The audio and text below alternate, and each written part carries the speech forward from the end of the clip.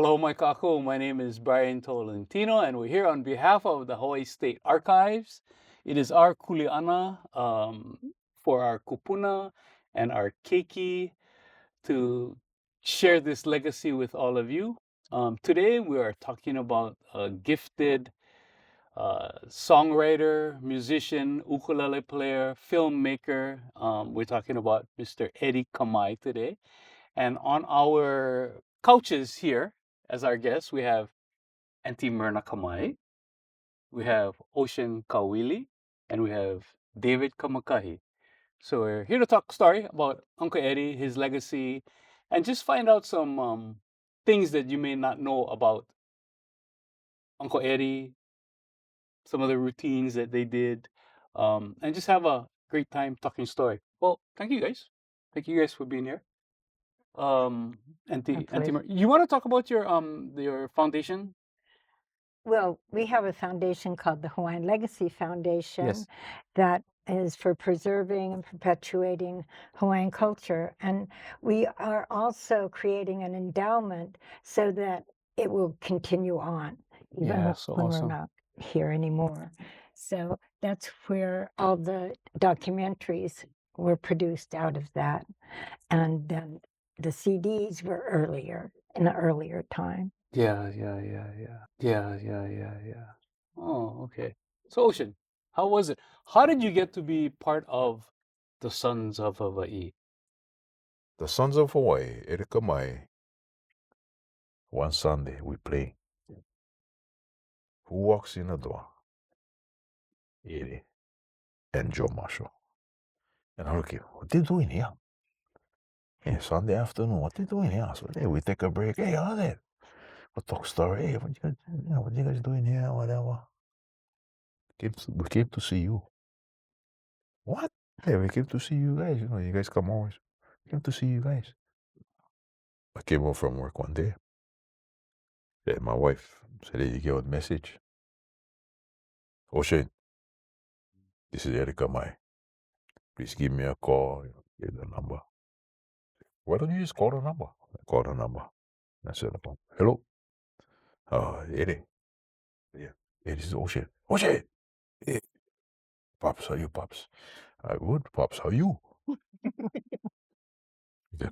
He said, yeah, Joe, you gotta go under the knife. Had a medical procedure he had to go. So he gonna be out of commission. Joe gotta go under the knife. So he gonna be out for, a number of months. We don't know how long. I need somebody to come, pull base. I just want to foresee if maybe you can do that.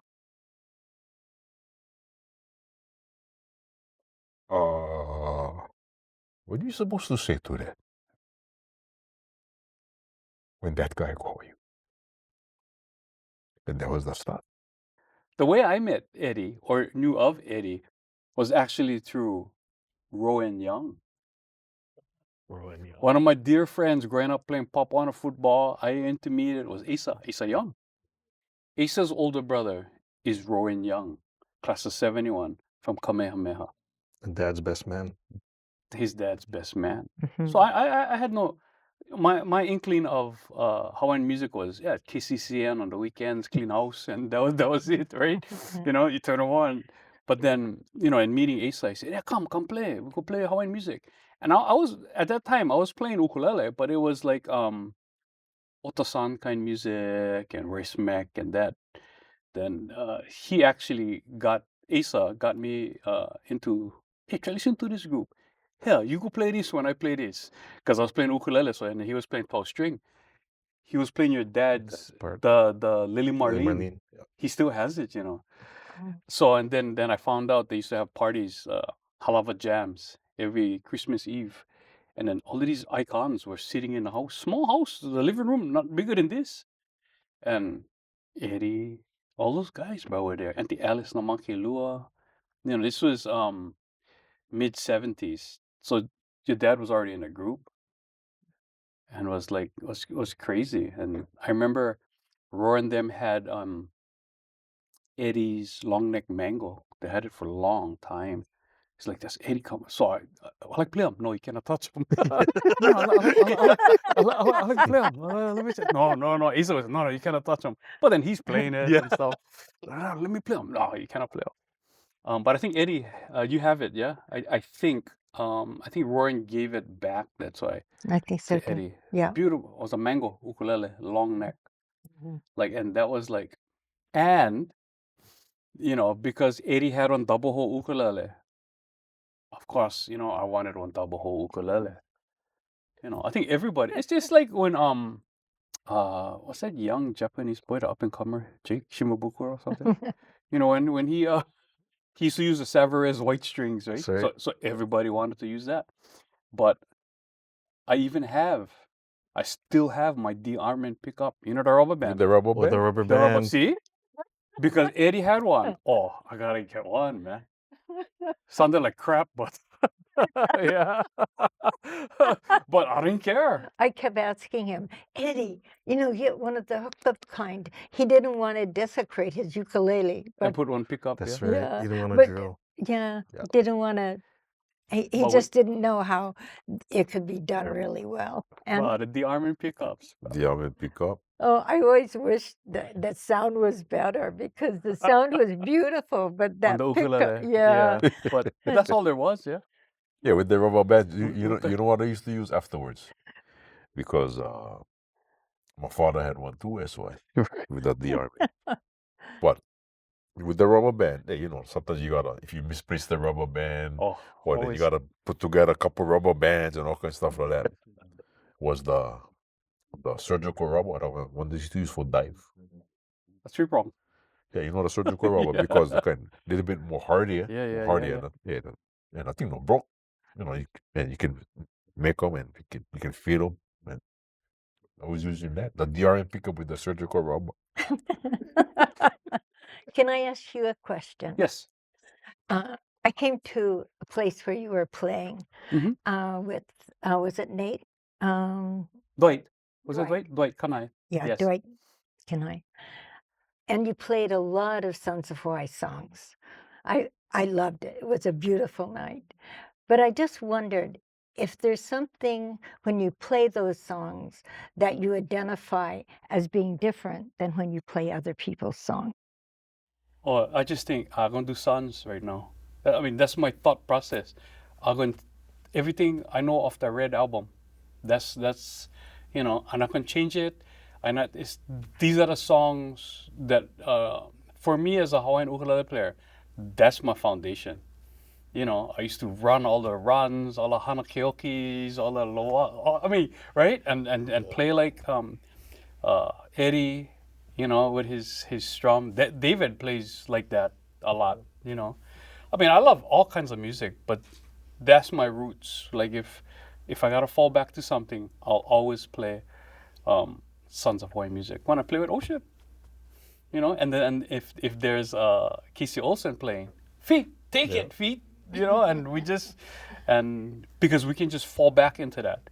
It's no thinking, it's super instinctive, it's intuitive, we know where everyone's going, and it just, we can be playing right here or in front of 2,000 people. It's the same groove, the same feel. And I thank Eddie for inspiring not only me, but a lot of us during that generation of musicians. And again, thanks to the Hawaiʻi State Archives for documenting this, and future generations can hear stories. Not all the stories, but just some insight as to, like I remember Ocean telling me, you want someone to live forever, you got to keep talking about it. Mm.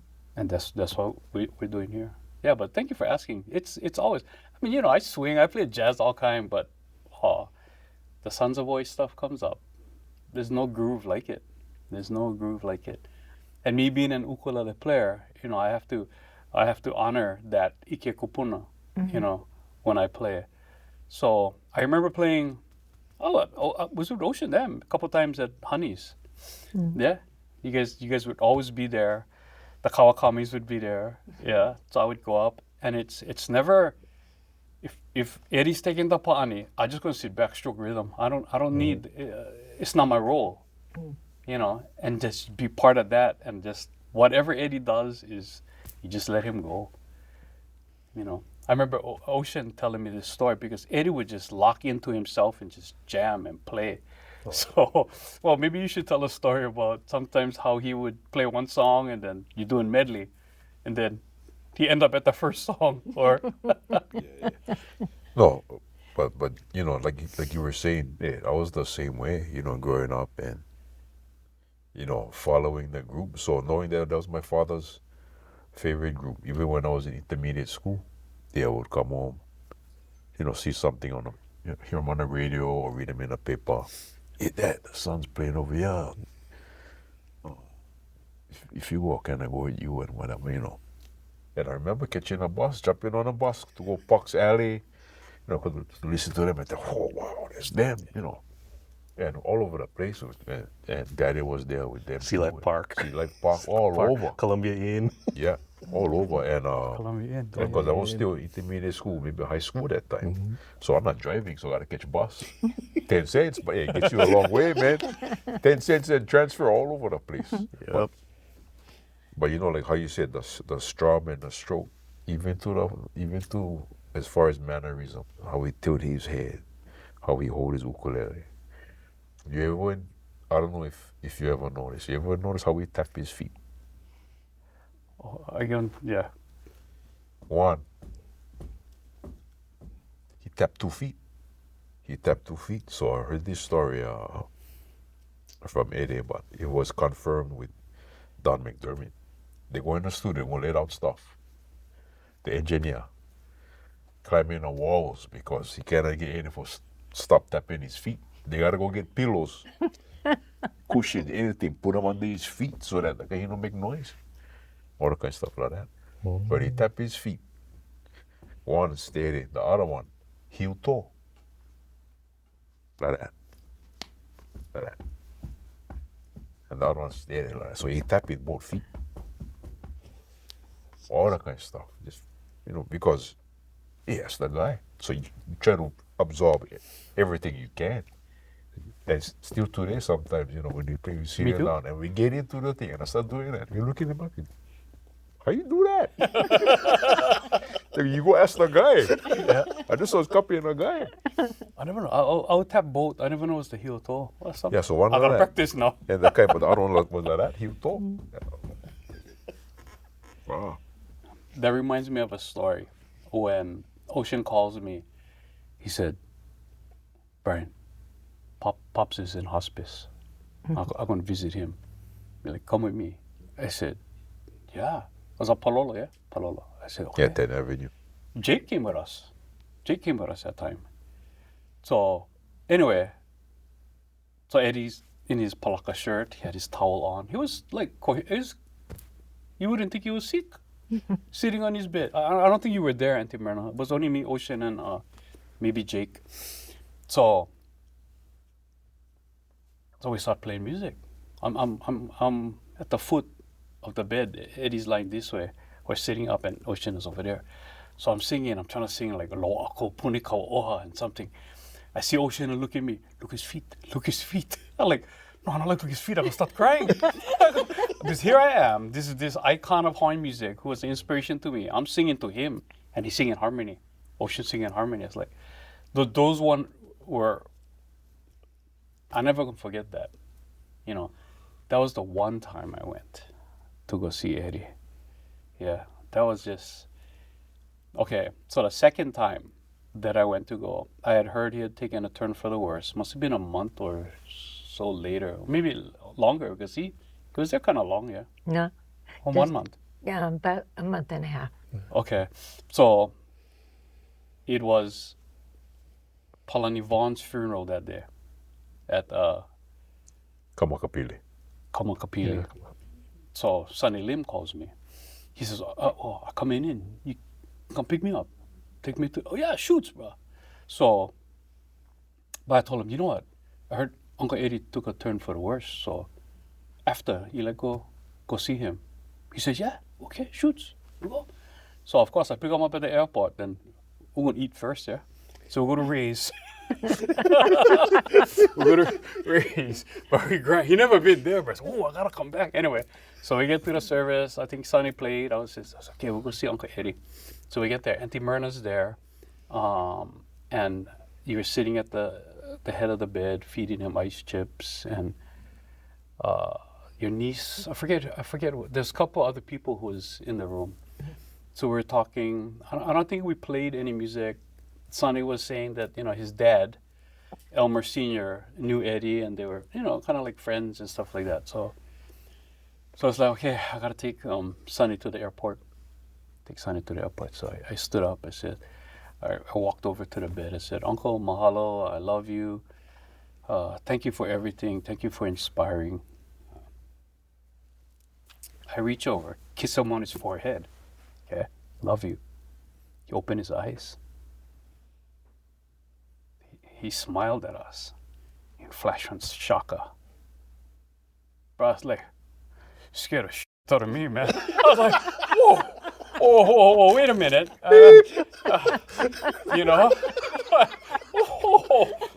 Because at that time, right, he was unconscious up until that point. You were feeding him ice chips. So I just reached over, I kissed him on his forehead. I said, I love you, Uncle. Thank you for it. Thank you for everything and stuff. I walk away. Sonny did he said the same thing. But he opened his eyes. Auntie Myrna was sitting right there. Yeah. He smiled and he went, like, and then he passed away the next morning. Right? He passed away the next morning. That was the craziest thing, man. But those are the memories and those stories I keep telling, because it'll keep that memory alive for me and a lot of people.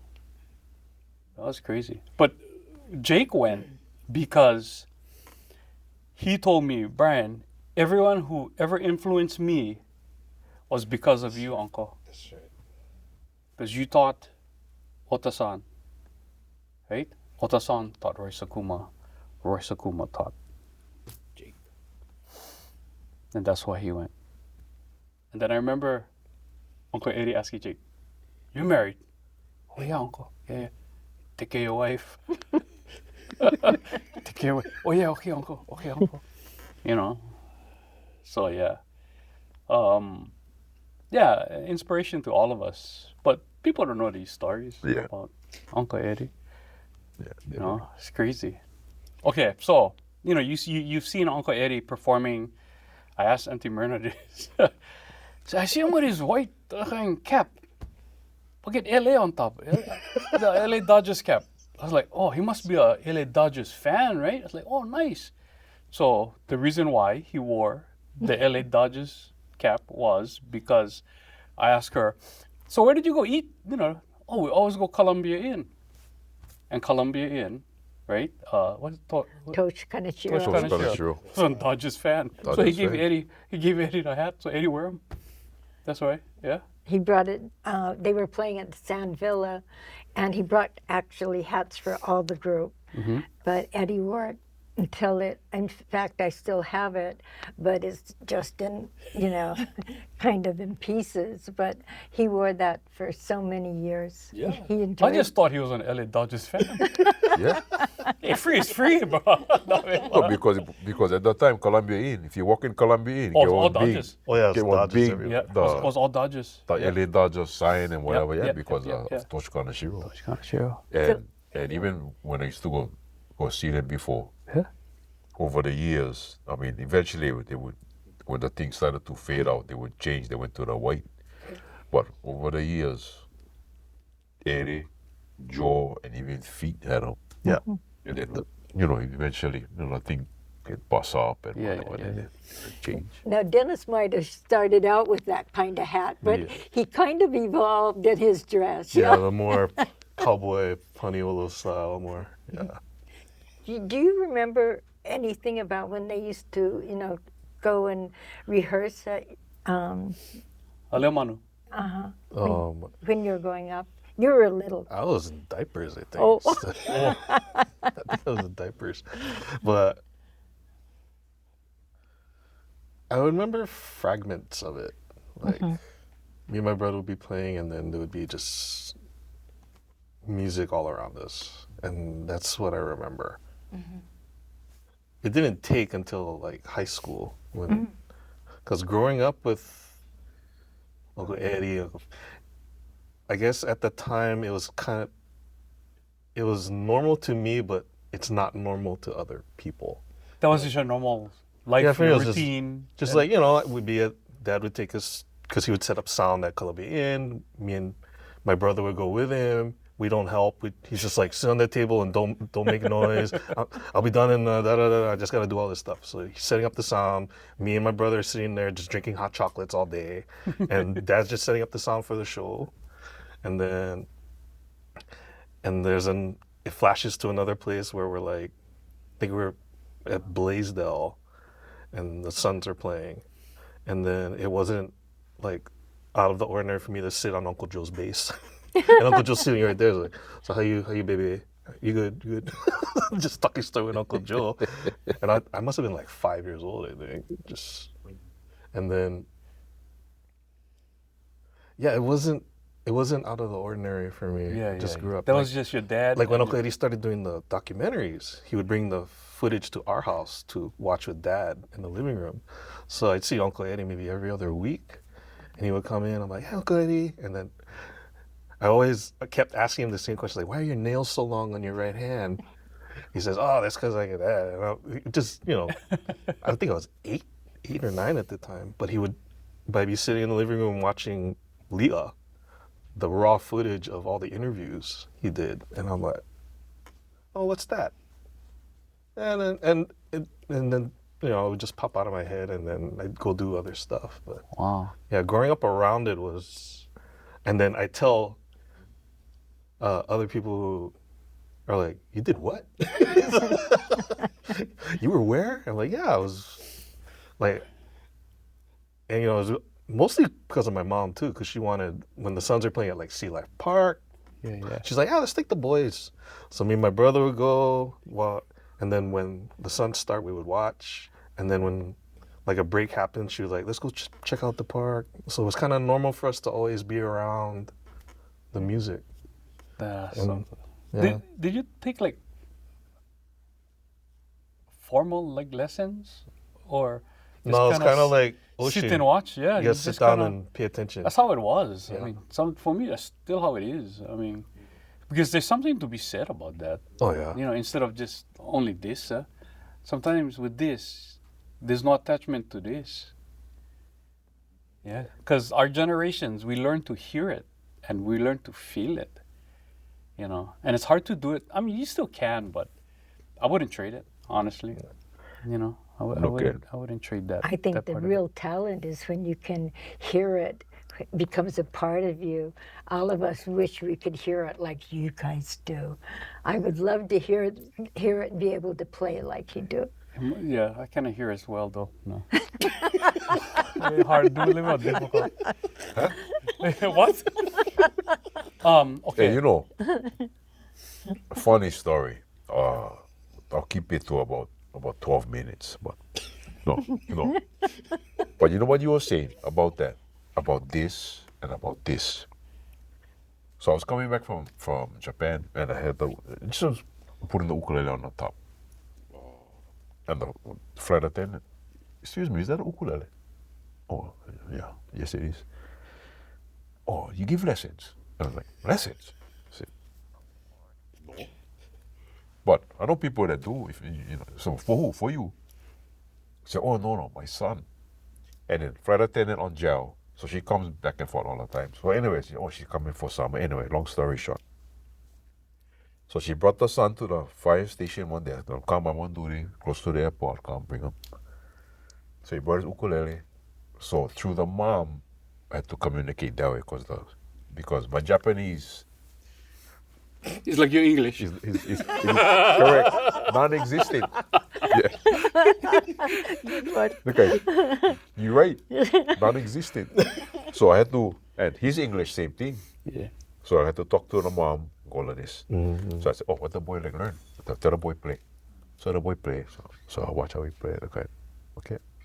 This is where he's at. Oh, okay, play. What does he want to learn? he pulled out the tablature for Noho Pai Pai, Ka'okwe the boys. Give it to the mom gave it to me. Look at this. I started laughing. I said, tell him, put them away. So he went, what? Put them away. So put them away. Okay, so we start playing. Okay, no. So right there on the board, I draw on box. I said, this, good idea. But this is everything you're going to play, and I point to the box, in the box. So the mom is explaining. Said, what I'm going to teach you is I'm going to teach you how to stay in the box. But when you play, I go, box. I tap him on the head like that. This is how you play. He said, we're going to play outside. I go, box. Outside. I point to his chest. That's you. Yeah. Box. Somebody else. Like how you said, you watch, you learn, and you can. After Then that, it comes from here. That's why. It Yeah. comes from here. Anyway, speaking of ukulele, iconic Eddie Kamae song that he wrote with Larry Kimura. People don't hear the front end of the song. No. You know, and that was he wrote that for you. You mean the prologue? Yeah. The preface, Joe? Yeah, the preface. Actually, Eddie really wanted that done. And one night he said to me, call Jay Laren. And so I called Jay. And while I'm talking to Jay, he's just dictating that prologue to me. And I'm going, how could he do that? And so later on, he said that had come to him when he was traveling on the Saddle Road, and he heard those words. And he has a really great memory. So he remembered those words. And so when Eddie asked, then he told me what those words were. So that's the prologue. Can you play that for us? How's that segue? Oh, I love it. That's why, because people don't get a chance to hear it. Yeah. Yep. And you guys will recognize this song.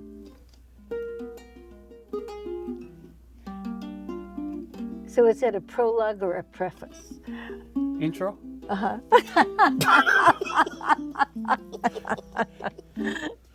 Don't ask me because my English is non-existent.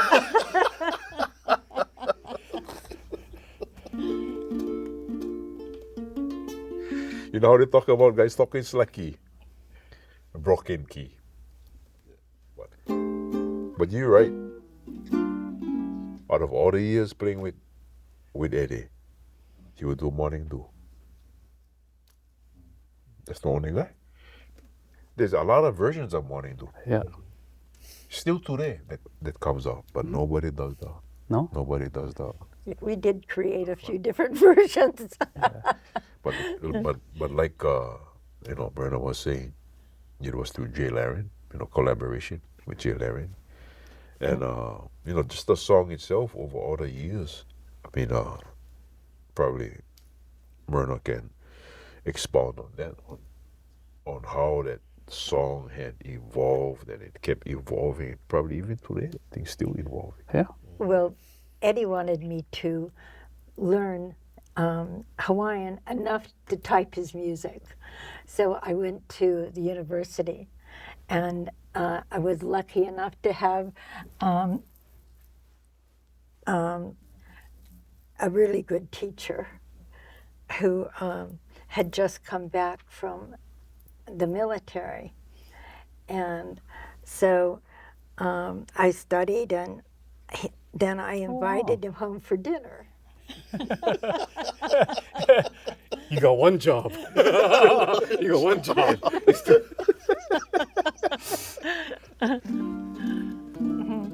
So Larry Kimura came home to dinner that night, and I figured I didn't learn Hawaiian so well, but I really had a little help by having him come to dinner.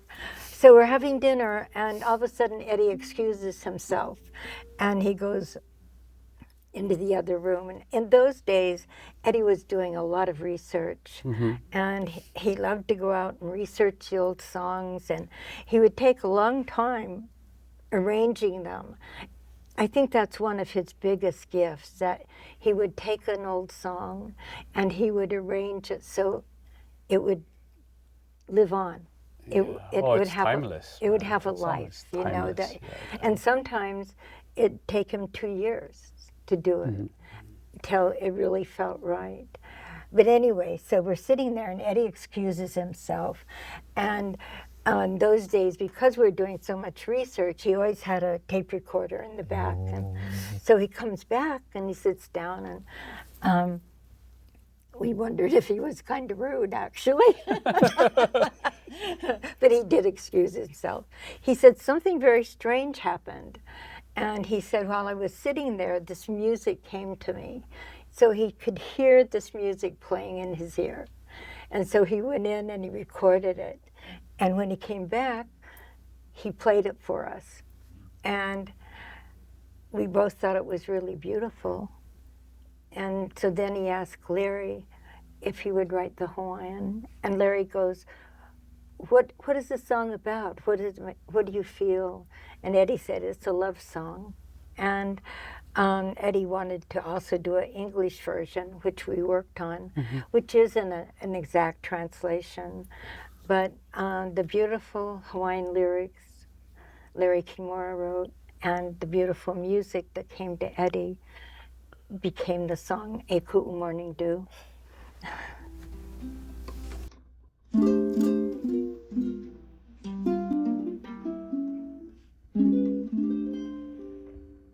Softly comes the dawn, the winds of night are gone. Now shines the morning dew, and memories of you. And like the morning dew, I'll always dream of you, whispering to me,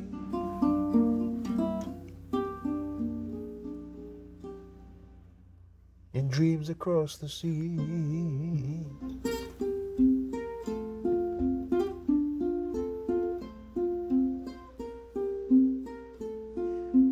E ku'u morning dew, aliana.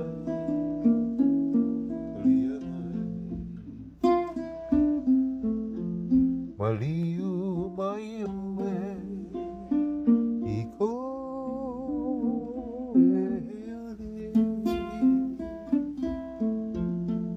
e kali mai ome Ia une O wau meke. Join me, David. Yeah. Once more, F.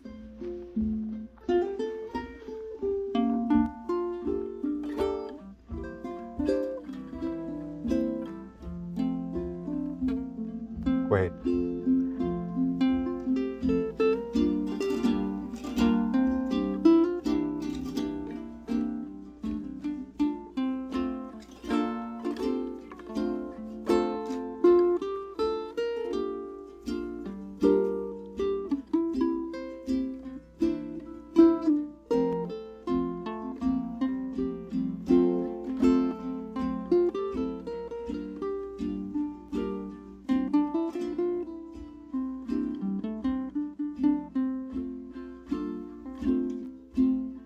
Wehe mai ke alauna Oliko Nei ni ho Ke hoe he roana I nea papalina I uka o mana I ka iu Ohi mai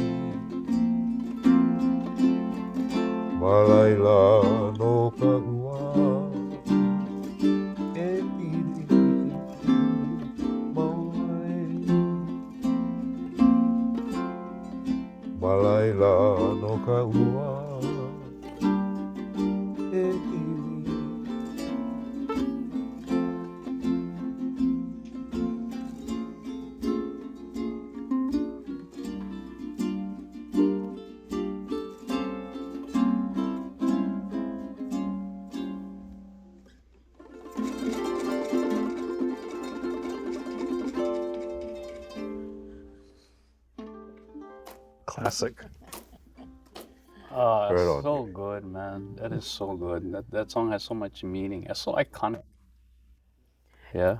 You know, one of the things that was really important to Eddie was to have this music live on with the children. And Dennis and Eddie spent 3 years going to every school in the state playing music. And it was when we were doing the documentary Listen to the Forest. And so we also had a scientist with them. But it was just beautiful music. And Dennis would set up the sound system on the stage. Of course. Sound man, right? If he didn't, it would have been very sad. And start playing. And then Eddie would get up and join him. And the kids would start gathering around and the teachers. And this went on for 3 years, and they went to every school in the state. That is the legacy that Eddie would like to see live on. That's crazy, man. That's. Well, I'm glad people gonna be able to watch this, and it's gonna be, like you said, forever. It's gonna be forever, man. Truly blessed to have you guys here. Thank you. I didn't think I was going to get emotional, man, about this, but it's talking about Eddie and your story, and this is like the Myrna sitting here, you guys singing Echo Morning Dew. Dennis, it doesn't get better than this, and it could be just us sitting in my kitchen. Yep. This is how things start, and this is how things are perpetuated by doing. Are you a good cook? Do you cook good? I eat a lot. I walk a lot. That's why I gotta maintain. But yeah. You know what is my favorite story about David? When when who came? They was going to do Island Music, Island Hearts, I think. Was that the one, Island Music, Island Hearts? Yeah. And so Smitty was there. Smitty, That's right. I think Feethead, Wahala already. Joe, Smitty, Dennis, George was there. George. Oh, George, yeah. And then so Eddie was playing one different ukulele. So he introduced the song. But I remember, I don't know who he was telling a story to. Maybe it was to us or whatever. Eddie did that. He talked about that thing, and then he did the intro for, I think it was Hanakioki, I think. That was it. Just that. See? That's like- and I think when who came. Really? Mhm. That how so? How did that do that? It was just because at the time it was more, Cow Cradle Boys were super popular at the time. But then I wanted to do something different. So I found the old video of Island Music, Island Hearts that I had. And it was Uncle Eddie explaining Hanakioki by Lilo Khan, and he would start the intro, and the camera focused like right on his fingers here. And the way I saw him move his thumb and his finger was totally different than what I've seen other players do. And I'm like, and that was it. I'm like, I gotta know how to do that. So I would rewind the tape so many times. The tape, yeah.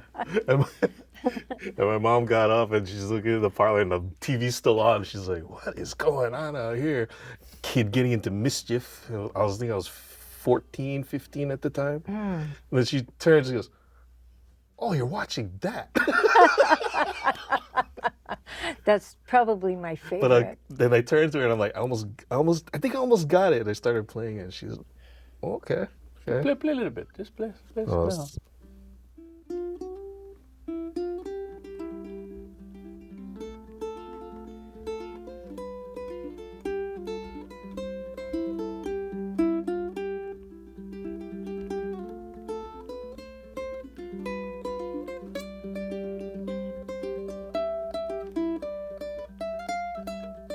just that small intro. That was it. Yeah. That locked me in. Like, I want to play like that. Wow. And then everything kind of clicked for me too. It's like, that's why Uncle Eddie kept his nails long. That's why he did a lot of other things. And that was it. So I started that took me all the way back. And then So Uncle Eddie for me was the foundation, even though he recorded these songs like decades before I was born. But then Uncle Eddie was the foundation for me to build my music. And because of being Dennis's son, he knows that. He knows this. How sometimes, we think of something, and remember this, and we just kind of jump in and we just start playing. And you get this next generation, they're looking at us like, what song is that? It's all new again. And how is it that you guys all know this? No, exactly, yeah. How you guys know that song? Yeah. In fact, we did a hula competition one year. It was at the Blaisdell. So it's outside in the back. Everybody taking turns. So David get playing ukulele, and of course Dennis is there, Mike, myself, Honolulu, and sitting in the back playing. So now other guy, hey David, give me your ukulele. So we start jumping into this song. We're all playing like kapalawa and all that kind of stuff like that, and all this kind of old and David's like, what is that? And then then the ukulele goes to Mike, and then the ukulele goes to somebody else, and we all play this and David's like, what? And Dennis is looking at him like, go listen to Daddy's albums. Yeah. You can order stuff is at home. But like you said, foundation stuff that we know as foundational stuff. So today, when we start doing stuff, like, what song is that? The thing is so old, it's new again. Yeah. So he said, hey, you heard this new song? You heard that? New song. Yep. Yeah, the third verse goes something like this. Oh, how you know that? Or like, what's that? The Carl Creator used to play on Guava Jam, right? Guava Jam on the ukulele. Super popular. People teach that.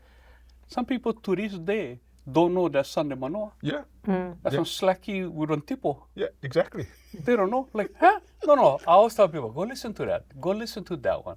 Because that's the version I know. Yeah, exactly. Exactly. They tell me play the new version. I don't know how. I go to that version.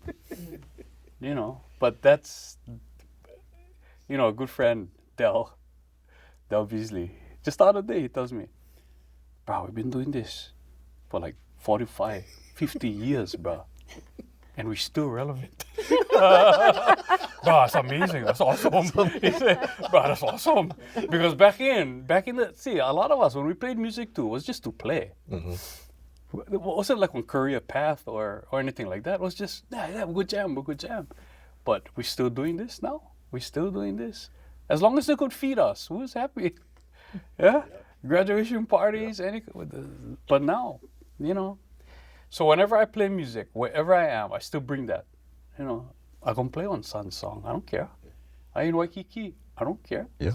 Because this is my foundation. This is the roots. Anytime I hear someone else playing it. Yeah. Yeah? No, exactly. Anytime, bro. So I got a question for you. Because it was asked of me, and I didn't know how to answer it. I kind of know how to answer it now because we're in it. But out of all of us, I mean, David is the youngest here right now. But if you think about it, when we were growing up musically and wanting to cut our teeth and all that stuff like that, we would go seek out all of these guys. And like you say, Waikiki was a different time. Had music all over. We could go here, go there, go there. And you know something? I was real fortunate, knock on wood, that I was able to sit down, play, talk stories, see these guys.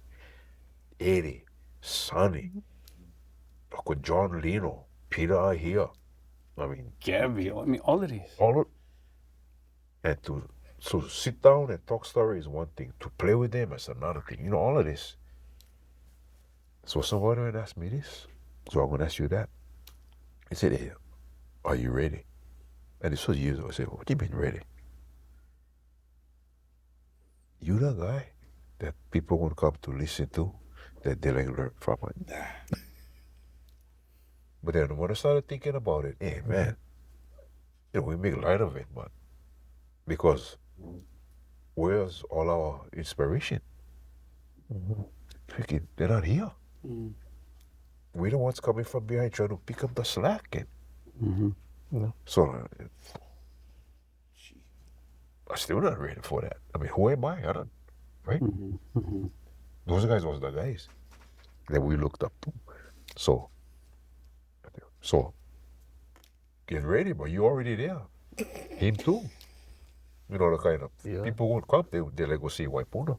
They won't come to you for direction. They come to you. Yeah. I said, what is Ocean playing? He said, Bruno, watch his hand. Yeah. I said, you just gotta listen.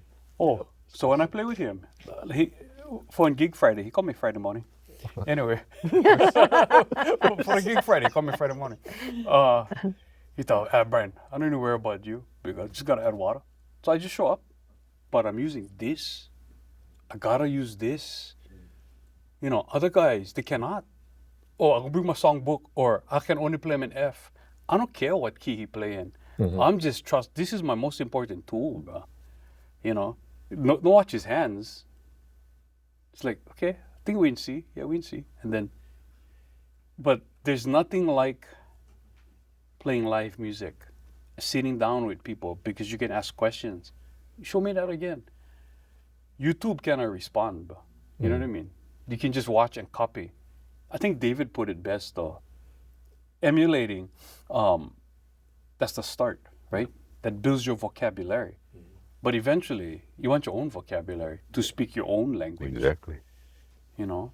So we all copied, if you call it that. We all copied the Sons of Hawaii, Peter Moon, Jake, you know, all the younger generations, they all have their inspirations. But eventually, you guys, people out there, need to develop your own voice, build your own vocabulary.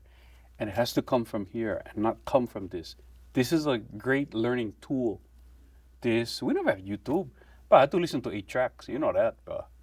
And there's no rewind on 8 tracks. You're lucky that you had 8 track. There's no rewind, but you have to listen to it. Wait till the thing at 4, and then you got to go back. And not everything was tuned 440. No. So even with that, so it wasn't until playing with Pops. Yeah, so now one come on. Hey, but he's one down. So I would ask him. Yeah. So, Pops, give me a G. Was it G? It was F. Yeah. But okay. So hey, you know what? How you ask questions, sometimes you just gotta male how you ask. You cannot just come on and what? What you? Yeah. I figured that out through Dad, because then I think it was the first time, because he was solo for a few years, but then Uncle Eddie would call him to play, and I hear in the room it's slacking down, and I'm like, so I walk in, I'm like, oh, what's going on? I thought he was changing strings. He goes, oh no, I play with the Suns tonight. He tuned me down. Yeah. And it was because the strings that Eddie was comfortable using was lute strings. It was made for the lute. Really? And because he liked the feel of it, he liked the feel. He liked the feel of the strings. So the lute strings couldn't come up to the 440. Snap, eh? So that's why he would stay down, and that's the reason. That's the reason that he would stay down. All his ukuleles were tuned different at all. No, same tuning. Well, I'm gonna defer to Myrna if she knows, but you know, during the time, the early albums, when they're going to lay down the music, let me ask you this: what was more important, to tune to one machine to bring it up to tune, or for everybody to be in tune with each other? Yeah. So if you look at if you listen to some of the old albums, hey, you like play along, right? Hey, they stay right in the middle of one fret. Yeah. They're not true on this. They're not 35. totally true on the flat. You know, they stay right. Yeah. But everybody was in tune. Yeah. Yeah. So as far as all the instruments being tuned differently, it was, I think, more out of that's what it was at the time. and not necessarily on different tuning, Yeah, it was just like baritone, Yeah. regular, whatever. But then again, that's all Western, right? That's all Western kind of music. You know, you can whatever fits the voice, whatever fits Correct. this. Correct. You know, Correct. You know, I didn't find out that they tuned down until the Eddie Kamae songbook that we just did, because I said to Ocean, these chords are so hard, you know, B flat, all those chords are so hard. I didn't see Eddie straining a lot when he was playing. He said, oh, he tuned down. So B flat is C, right? Yeah. yeah. Right. And, right. and I'm going, so then I said, oh, you got to do an anti-Myrna version. See, yeah, G7. Yeah. Yeah. If you wanted to play along, Yeah. or in Correct. to sound with Correct. them on Correct. other albums. Yeah. Yeah. But yeah, we learned that. We learned that a lot fast. But sometimes it's just for voice too. Yeah. Yeah, Easier for to voice play. too. Or for slacky players, they can tune down and they can get the voicing. That's why they're playing in B flat, but it's actually all C tuning or whatever, right? Right. And then that suits their voice also, because you know, put kepoa. Guitar players they cheat, they can. Ukulele players you shouldn't. See, that's what it is, man. That's what it is. You know, because I tell people, you put a capo on a 4th fret, you lose all of these notes. You just went. You just cut your ukulele. You just cut the piano. You just in went half. handicap your neck. Yeah. Yeah. Okay. So- Because now from all of this that you now you can use this. Yeah. Hey, this is an ethnomusicologist session. No, but those are the things. So when I teach, that's some of the musical awareness that I teach. Using this, and just playing from here. Okay, now you play it. I don't want you to sound like me. I like you to sound like you. Okay, by the choices that you make. So I'm gonna give you the choices. You choose them. Okay, if that's your choice, good, awesome. You know, instead of, this is a good guide. I mean, sometimes we'll find music sheets, right? It's like, no, I'm not gonna play that chord though. I'm gonna play something else. Just as the structure or the guide. But other than that, I like these chords. I like these. I can play this. Music sheet. You know? Can I get them? Yeah. But yeah, you know what? You guys, we could talk for days. We can. We could talk for days. And, you know, I just truly appreciate, you know, David Kamakahi, Ocean Kaowili, and Myrna Kamae for being here and talking story, just sharing. Not only sharing music from here, we're just sharing our stories from here for the love that we have for Uncle Eddie and the legacy that he's left for all of us to enjoy, right? The videos, the music, just him being him, man. And, you know, the palakas, the de-arming pickups, the double hole ukuleles, you know, all of that. And I carry that with me wherever I go.